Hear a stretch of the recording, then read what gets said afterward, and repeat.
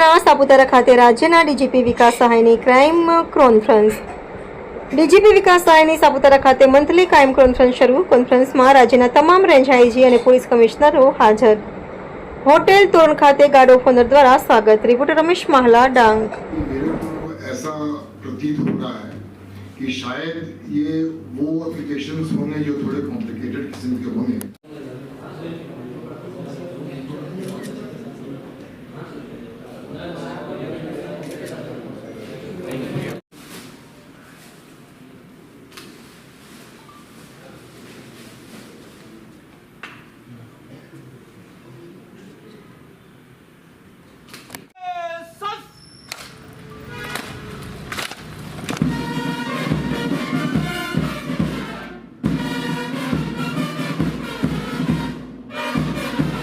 हो जाती है एंड इसमें क्विक जस्टिस, क्विक न्याय लोगों को नहीं मिलता है.